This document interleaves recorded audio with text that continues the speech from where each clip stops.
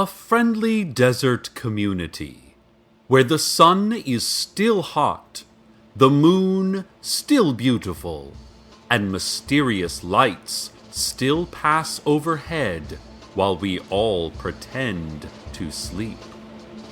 Welcome to Night Vale.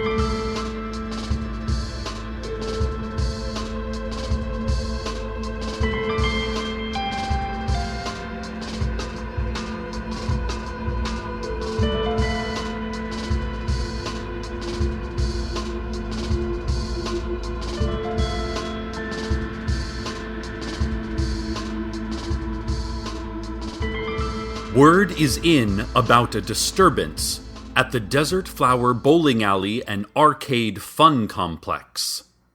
There has been the sound of chanting and machinery from under the pin retrieval area of Lane 5.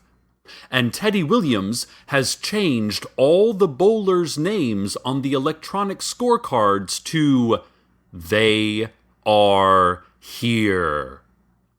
This is causing some confusion and has completely ruined Jeremy Godfrey's 50th birthday party, which had rented out a few lanes for the afternoon.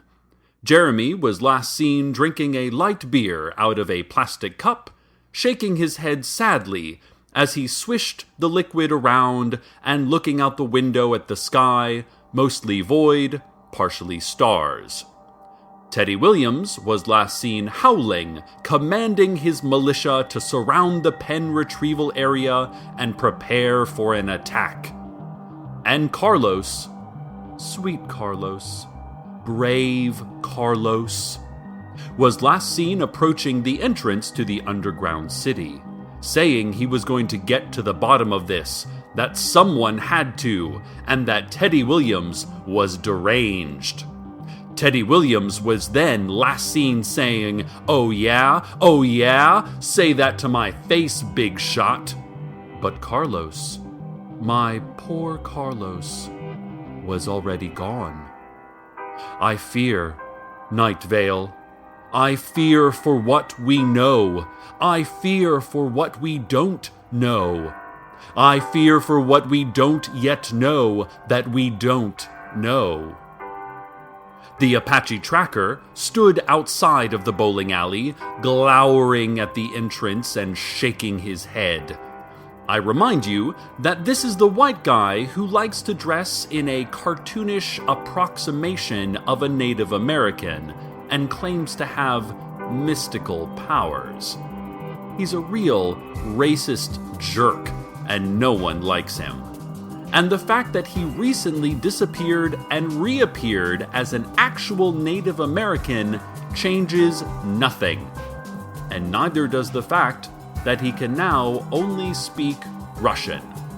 He is still the same embarrassment to our town he always was. Anyway, he's glowering at the entrance, arms crossed, wearing one of his stupid plastic feather headdresses. But back to Carlos. Carlos, the scientist. Perfect of stature and bearing, perfect of tone and taught, and time having fixed what the barbarous barber Telly so treacherously snipped away, perfect of hair. 1 year. 1 year later. Listeners. 1 single year since 2 major events in our town's history. First, the opening of our lovely, state-of-the-art dog park, which is forbidden, and which I will not mention again. Second, and most important, it is 1 year since the arrival in Night Vale of our most beloved and singular citizen. He came to us to investigate our town, because he said it was scientifically extraordinary and downright bizarre. We had no idea what he was talking about, but with his golden voice ringing out from the bell of his mouth, who among us could argue with the content of such perfect speech? Oh, just one short year ago, I had arranged a small ceremony to mark this occasion and invited Carlos to attend. However, it looks like he will be delayed. But I am not worried. I am not upset. I know that Carlos will be here for the ceremony. I have the trophy here in my hand. I am holding the trophy and I am not upset. Carlos will be here. He will. I am holding the trophy. In other news, a commercial airliner appeared today inside the home of surprised Night Vale citizen Becky Canterbury, who said she was about to get in the shower when it roared down her hallway and then disappeared as suddenly as it had arrived. There is no conclusive evidence that this is the same airliner last seen in the Night Vale Elementary Gym 1 year ago, but we have jumped to that conclusion and will defend it against all naysayers, violently and without mercy. Our truths may or may not be true, but they are ours, and we stand by them, even as the experts and skeptics hold aloft clipboards and intone to us about snow and mountains. Becky added that she would like to take that shower now, and that she has no idea how we managed to arrive for an interview mere seconds after the incident occurred. "My doors are locked," she said. "My windows, too. I've had my eyes shut for years. How did you get in here?" The local chapter of the NRA has begun market testing some possible new slogans. These include "Guns don't kill people, blood loss and organ damage does." "Guns don't kill people, people kill guns." A list of things that kill people. 1. Conceivably anything. 2. Not guns. Guns don't kill people. We are all immortal souls living temporarily in shelters of earth and meat. And if you say guns kill people one more time, I will shoot you with a gun, and you will, coincidentally, die. To vote on the new slogan, simply fire a gun at the object or person that best represents your choice. Parents, let's talk about safety when taking your children to play out in the scrublands and the sand wastes. All children in Night Vale are missing this week, so there's no current safety issues. Hope we find them. Oh, happy day! I have just received word that Carlos returned from the entrance to the city, gesturing to everyone around and asking them to follow him. He led them into the pin retrieval area, which is not an easy place for a crowd. So there was a lot of crouching and saying, excuse me. But soon enough, they were all arrayed on the cliff top overlooking that dreaded subterranean metropolis. Teddy Williams, and his militia, and the folks who had come for Jeremy's birthday party, and Jeremy himself, still holding his plastic cup of beer and leaning morosely against the wall, pointedly refusing to look where everyone else was. This was the first time most of them had seen the city. It seemed so distant below them, its strange spires small and far away. The windows in the buildings, alight with the fire of hostile life, were tiny dots from where they stood. They could hear the footsteps of the approaching army, the chanting. Many of them quaked with fear. But not Carlos. My brave Carlos stepped out into the pit, climbing down the slope. At first, onlookers were horrified at his lunatic descent. Then they were confused, as he got to the city much faster than they expected. And then there was panic, as their eyes told them a story they could not understand, let alone believe. "Behold," said Carlos, standing in the center of the underground city. "This is not an enormous city miles below the earth. It is a very small city about 10 feet below the earth, populated by tiny people who have had to spend a year slowly climbing the 10 feet to our world." He gestured at the spires, which came up approximately to his knees. "We have nothing to fear." Well, if Carlos says it, I will happily repeat it. We have nothing to fear, and never did. The City Council would like to remind you about the tiered heavens and the hierarchy of angels. The reminder is that you still should not know anything about this.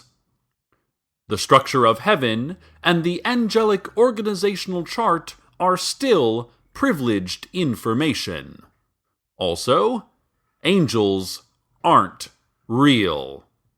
"I really get tired of having to say this," a city council representative said to a group of disgruntled angels. "Angels aren't real. They just aren't." The angels became unruly and were dispersed by a thunderclap from heaven.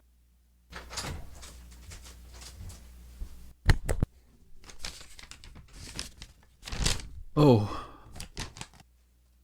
a truly fearful thing has happened, listeners.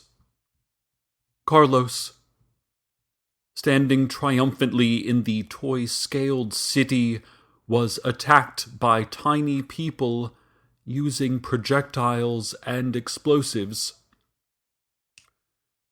He fell back to the side of the small hole in the pin retrieval area of Lane 5.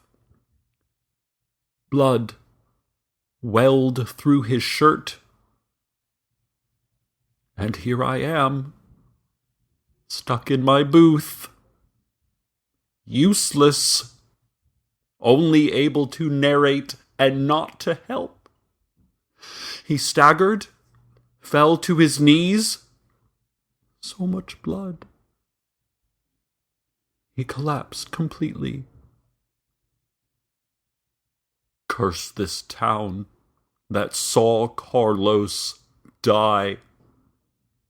Curse me. Curse it all. Let us take a moment to let us take this moment. Ladies and gentlemen, let us mourn the past. I can't. I am still holding this trophy.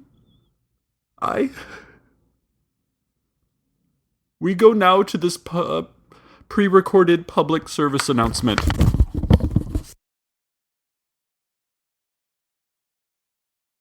Scientists and science in general would like to remind you that some things exist and some things do not. Usually, you can apply the simple test of seeing if it is there. If it is there, it exists. If not, it probably doesn't. But it might just be currently existing somewhere else. Existence is tricky, the scientists say. Research shows this.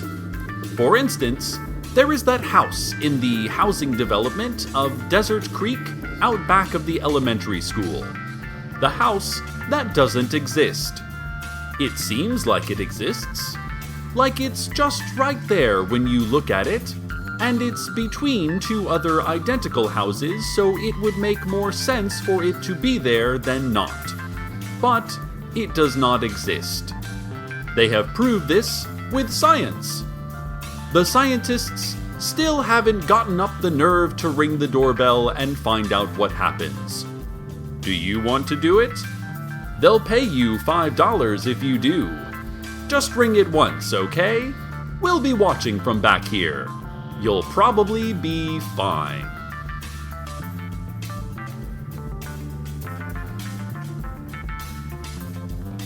Ladies, gentlemen, how wonderful! Carlos is not dead at all. It seems that the Apache tracker ran in, crouching awkwardly through the pin retrieval area and shouting, "Nakonec moyo vremya podoshlo." He leapt into the pit, trailing his offensive feather headdress, and heaved Carlos up in a mighty bear hug, carrying him out of the pit while being attacked viciously by the miniature citizens of the miniature city. Even Jeremy, upset still about his ruined birthday party, couldn't help but cheer as the formerly false, now real Native American laid Carlos safely on the linoleum floor.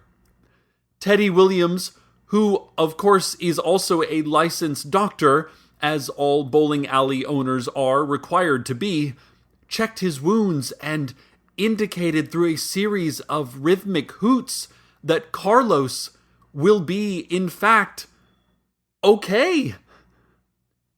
He's okay.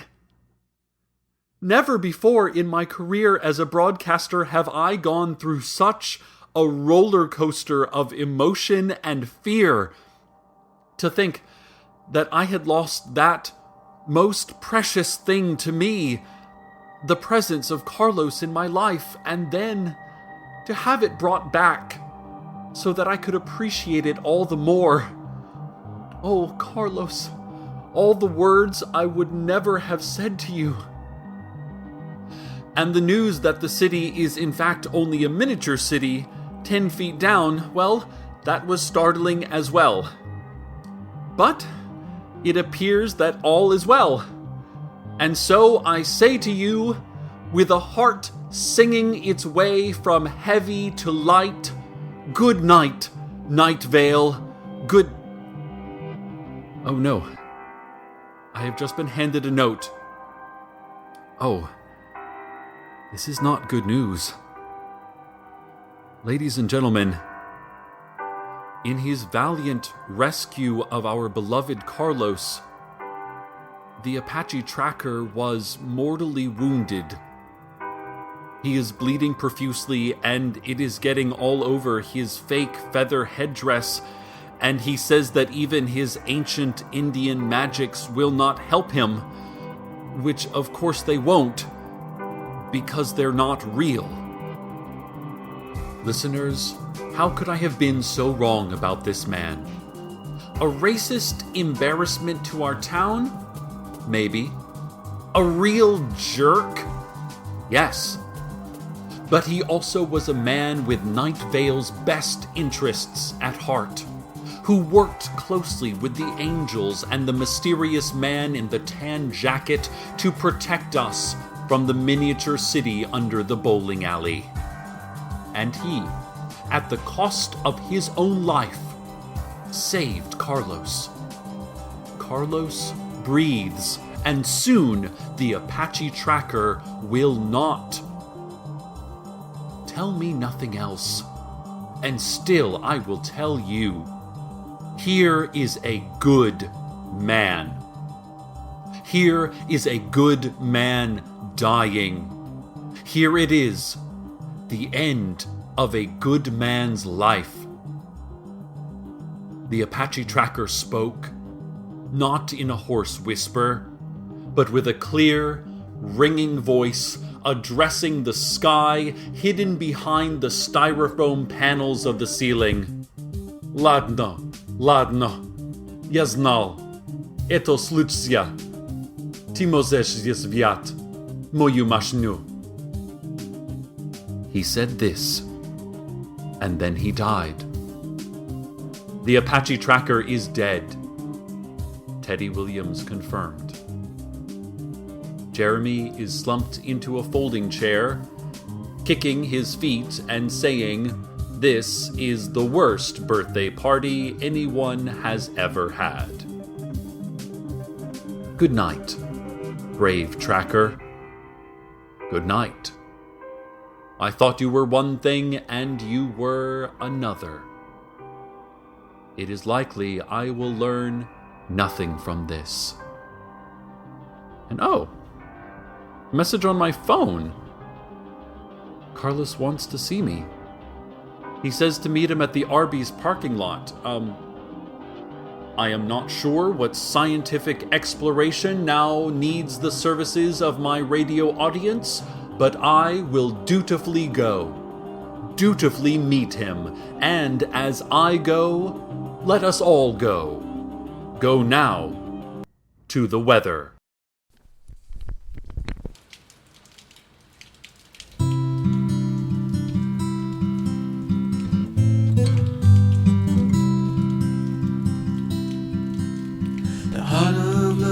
Is patience and this coffee that I'm making, and you,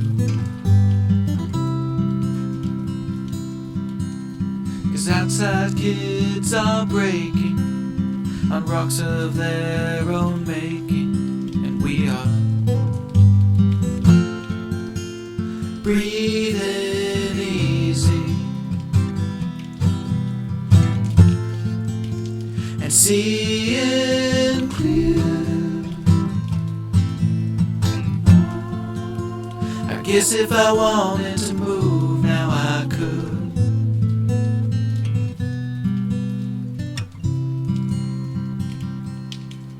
Yes, I know the leaves are changing, but I don't find that image interesting right now.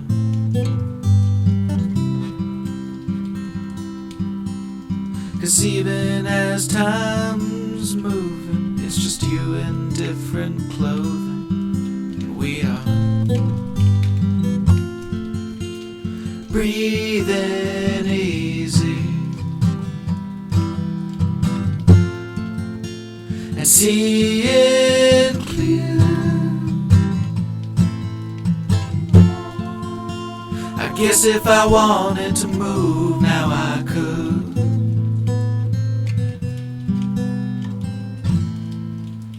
If this blanket moves at all, we'll be back in times free fall or lose.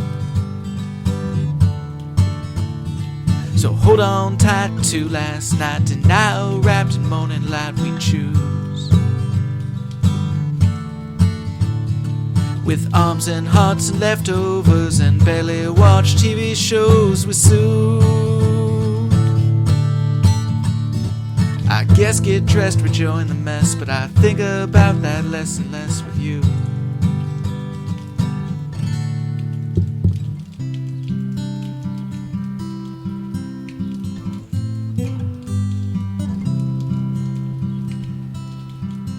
Yes, I feel the future looming, and the tide of time subsuming, and you.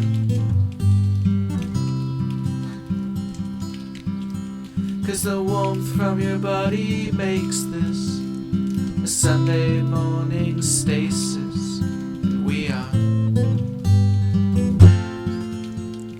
breathing easy and seeing clear. I guess if I wanted to move now I could.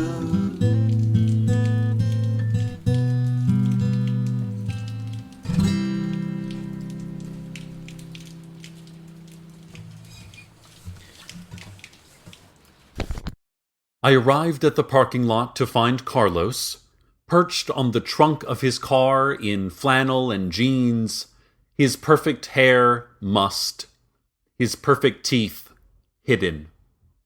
"What is it?" I said. What danger are we in? What mystery needs to be explored?" He shook his head. "Nothing," he said. "After everything that happened, I just wanted to see you." My heart leapt. My heart soared. My heart metaphorically performed a number of aerial activities, and literally it began to beat hard. "Oh?" I said, my voice more tremble than word. Carlos looked at the setting sun. "I used to think it was setting at the wrong time," he said. "But then I realized that time doesn't work in Night Vale, and that none of the clocks are real. Sometimes things seem so strange or malevolent, and then you find that underneath it was something else altogether, something pure and innocent." "I know what you mean," I replied. Somewhere the tiny people of the city below have arrived in Night Vale and are beginning their war against us, having already shown themselves capable of murder.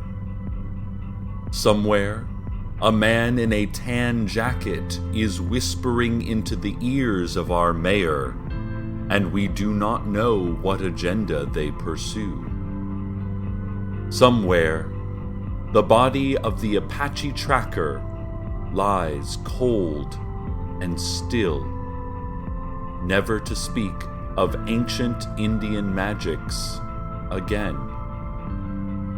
This all happens somewhere else. But here, Carlos and I sat on the trunk of that car, his car, looking together at the lights up in the sky above the Arby's. They were beautiful in the hushed twilight, shimmering in a night sky already coming alive with bits of the universe. 1 year later, 1 year since he arrived. He put his hand on my knee and said nothing, and I knew what he meant. I felt the same. I leaned my head on his shoulder. We understand the lights. We understand the lights above the Arby's. We understand so much. But the sky behind those lights, mostly void, partially stars, that sky reminds us we don't understand even more. Good night, Night Vale. Good night.